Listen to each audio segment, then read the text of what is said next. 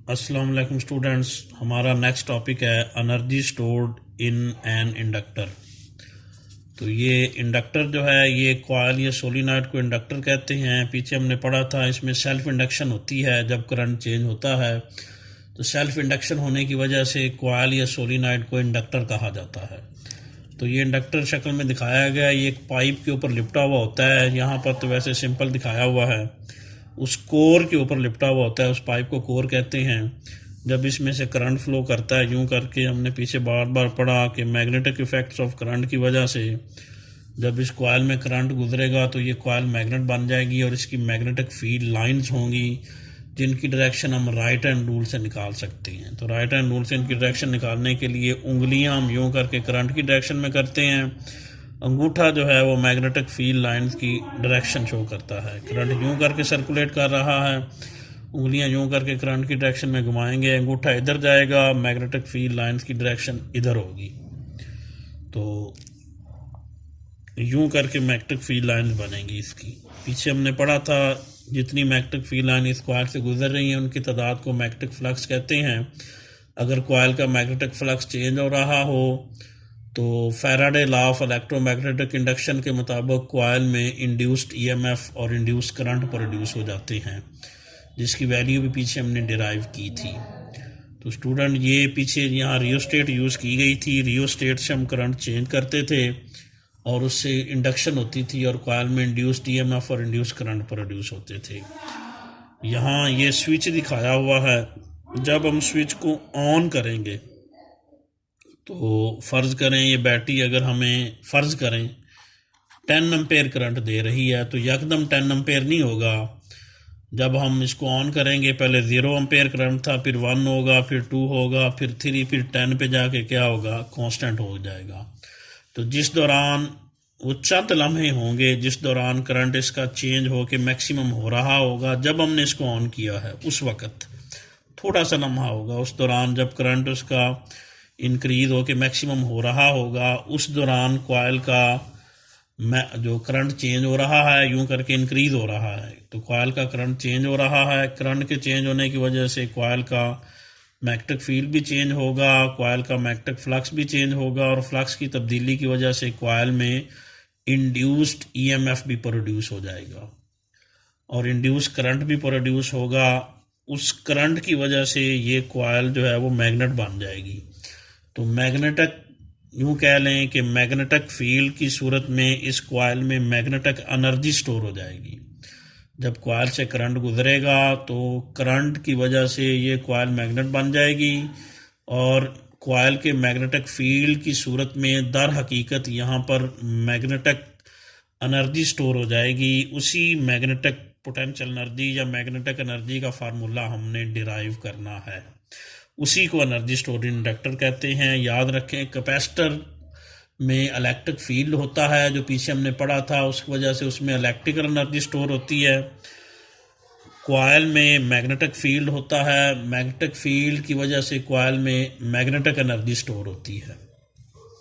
Coil से current गुजरता है, करंट के मैग्नेटिक इफेक्ट की वजह से कॉइल में मैग्नेटिक फील्ड प्रोड्यूस हो जाता है, यूं करके उसकी लाइंस होती हैं और मैग्नेटिक फील्ड की शक्ल में कॉइल में मैग्नेटिक एनर्जी स्टोर होती है। उसका फार्मूला हमने बनाना है। ये पीछे पढ़ा था, आपको इक्वेशन बताई थी कि पोटेंशियल का फार्मूला होता है W/Q। ये भी बताया था कि ये सबसे ज़्यादा यूज़ होने वाली इक्वेशन है। W का फार्मूला फिर क्या बनता है, QV।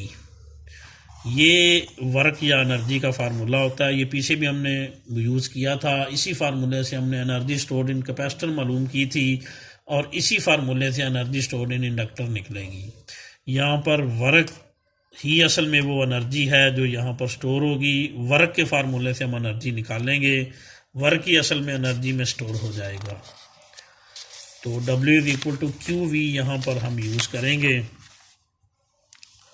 इस फार्मूले से वर्क निकालेंगे और वो वर्क ही मैग्नेटिक एनर्जी होगा। तो W=QV। तो एनर्जी को यहाँ पर U से शो किया हुआ है, UM मैग्नेटिक एनर्जी कह लें। चार्ज Q की बजाय क्या कह लें, डेल्टा Q। यहाँ एनर्जी का लफ्ज़ लिख दें, अगर UM ना याद रहे वो भी सही है, वर्क ही एनर्जी बनेगा। W की जगह एनर्जी लिखनी है, उसको चाहे किसी मर्जी सिंबल से शो कर लें। चार्ज यहाँ पर डेल्टा क्यू है, और पोटेंशियल डिफरेंस यहाँ पर अभी बताया था कि जब हमने इसको ऑन किया इसका करंट चेंज होकर मैक्सिमम हुआ। मैक्सिमम होने के दौरान जिस लम्हात में करंट चेंज हो रहा था उस दौरान कॉइल का मैग्नेटिक फ्लक्स चेंज हो रहा था और कॉइल में इंड्यूस्ड ईएमएफ बन चुकी थी। वो इंड्यूस्ड ईएमएफ ही वोल्टेज होता है, क्योंकि पीछे बताया था कि ईएमएफ और वोल्टेज एक ही बात होती है। तो वोल्टेज की जगह हम ईएमएफ लिख देंगे और ईएमएफ की वैल्यू पुट करेंगे। ये कल हमने निकाली थी। ईएल की वैल्यू होती है एल डेल्टा आई ओवर क्या होता है डेल्टा टी। ये इधर पुट करेंगे।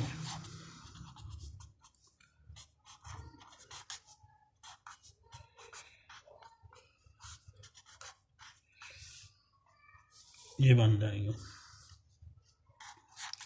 ये मैग्नेटिक एनर्जी का फार्मूला बनता है। इसको ज़रा अरेंज कर दें, रीअरेंज कर दें। तो एल पहले लिख लें, delta Q over delta T लिख लें और साथ में डेल्टा आई लिख दें। तो यहाँ डेल्टा क्यू डेल्टा टी आपको याद होगा, ये करंट होता है।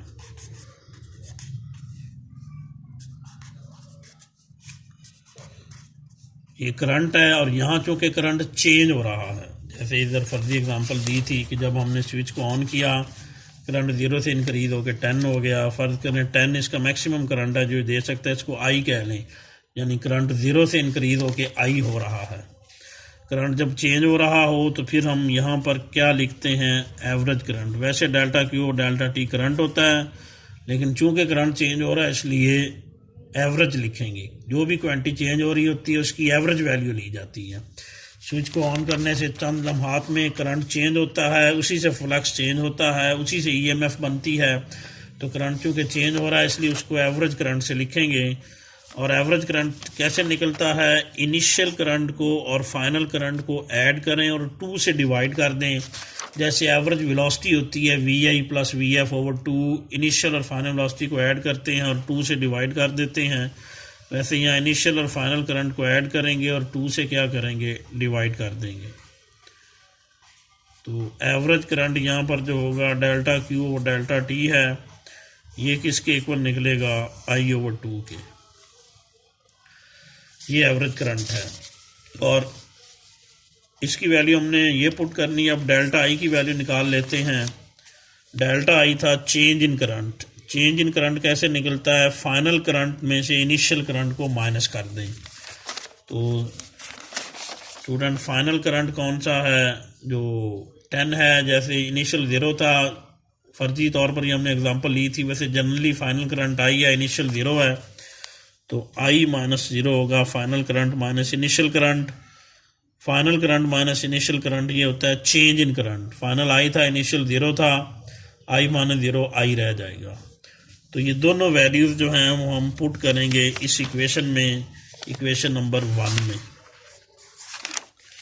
दोनों वैल्यूज इक्वेशन 1 में पुट की जाएंगी। डेल्टा क्यू और डेल्टा टी की वैल्यू ये निकली है I/2।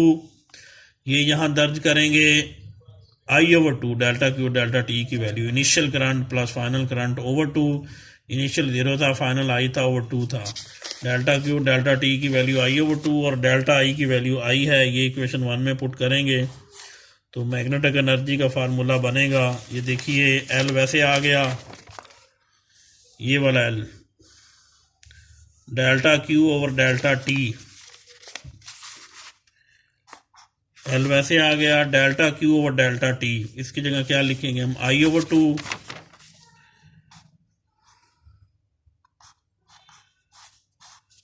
और डेल्टा आई, इसकी जगह पर क्या लिखेंगे, ये वैल्यू आई। तो इनको मल्टीप्लाई करेंगे, ये 1/2 LI/I क्या हो जाएगा, I²। ये मैग्नेटिक एनर्जी का फार्मूला बनेगा 1/2 LI²। This is the relation for magnetic energy stored in an inductor. Inductor के मैग्नेटिक फील्ड की वजह से जो उसमें मैग्नेटिक एनर्जी स्टोर होती है, ये उसका फार्मूला है 1/2 LI²।